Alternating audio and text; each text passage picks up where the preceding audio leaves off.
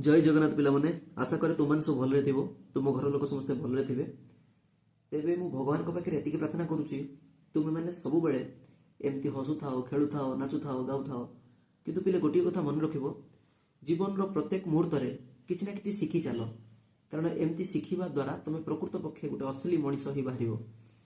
तेबे चलो टॉपिक को स्टार्ट करबा। तेबे आज मु को टॉपिक नहीं वीडियो बनेबी मु जे कन्फ्यूजन रे थिली बट एमती गोटे घटना घटला मु टॉपिक पाई गली। घटनाटी होची मो सानो भाई आसी मते कहूची भाई एबे तो शीत ऋतु चलीची आ परे हमर ग्रीष्म ऋतु स्टार्ट हे जिवो आमे एथरो खरा दिन छुटी रे दी भाई मिसी पूरा धमाल मचेबा।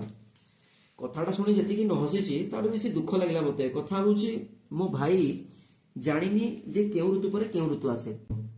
तेबे आज हमर टॉपिक होची ऋतु मानकर क्रम ताको मन रखा पे मोटे ट्रिक दउची खरा वर्षा सहे शिव बस एई क्रम रे सब जाक ऋतु आसे। This is the sequence of 6 seasons.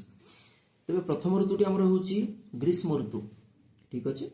तापरे हमर आसी थाए वर्षा ऋतु तापरे आसे शरत ऋतु तापरे जाय आसे हेमंत ऋतु तापरे आसे शीत ऋतु और शेष रे आसे राजा ऋतु राजा बसंत ताको कहती सकल ऋतुर सार से बसंत ऋतु। तेबे जलवायु परिवर्तन होबारे लागिचे बसंत ऋतुर से मजा आउ आज डेट रे नाही तथापि ताको ऋतु राज बोली वर्णना करा जायछि। तेबे तुमन देखो आमे आज डेट रे ओडिया मास गुडा का व्यवहार करूनांती। तेबे मु ओडिया मास को ऋतु को ओडिया मास को नहीं गठित ताकू मध्य कहि दउछि। प्रथमे हमर आसुछि ग्रीष्म ऋतु जहा कि बैशाख आ ज्येष्ठ मास को नहीं गठित। नेक्स्ट होछि हमर वर्षा ऋतु जोटा कि आषाढ़ आ श्रावण मास को नहीं गठित होइछि। आषाढ़ मास रे हमर रथयात्रा पड़े तुम जानिथिबो। श्रावण मास रे एमती बोलबम सोमवार पड़े। नेक्स्ट होछि हमर शरत ऋतु।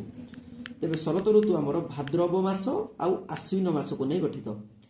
ए शरत ऋतु शरत नामरु हमर आसीची शारदा मां शारदा आसंते ए ऋतु रे माने दुर्गा मातांकर पूजा हुए दुर्गा पूजा हुए हमर शरत ऋतु रे जो ऋतुटा कि भाद्रव आ आश्विन मास को नहीं गठित। तापरे हमर आसे हेमंत ऋतु। हेमंत ऋतु कार्तिक मास आ मार्गशीर मास को नहीं हमर गठित होइछि। कार्तिक मास रे हम जो कार्तिकेश्वर पूजा करंती तुमन जानिथिबो एवं मार्गशीर मास रे मां लक्ष्मी आसंती बस एमती मन रख।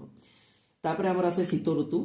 शीत ऋतु हमर पौष मास आ माघ मास हमर ए दिटा मास रे हुए शीत ऋतु एवं शेष ऋतु बसंत ऋतुटी हमर हुए फाल्गुन मास आ चैत्र मास।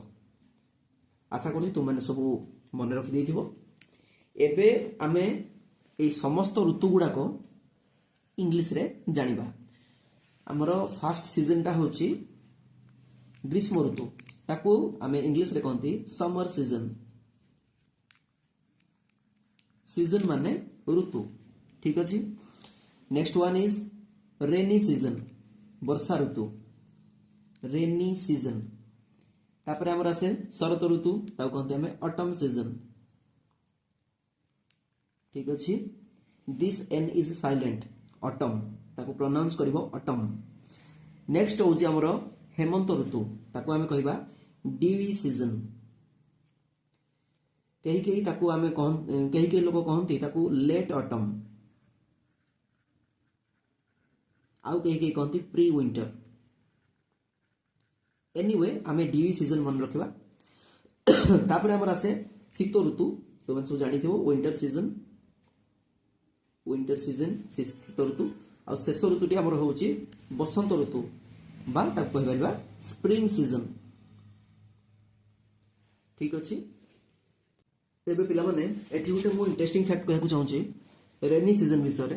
तुम जानिथिबो आम भारत रे वर्षा हुए मौसुमी वायु कारण मौसुमी वायु आमर केरल देई अरब सागर रु आसे केरल देई से भारत को प्रवेश करे। प्रथमे वर्षा हुए केरल रे तापर से जाई जाई जाई जाई उत्तर रे हिमालय रे माड होई तापर पुनी फेरे सेतले फेरे ताकू आमे कहंती उत्तर पूर्व मौसुमी वायु केरल देई पसी थाए एवं बाहरी की जाए तमिलनाडु देई कोडी की पळे जाए ना बंगोपसागर को पळे जाए।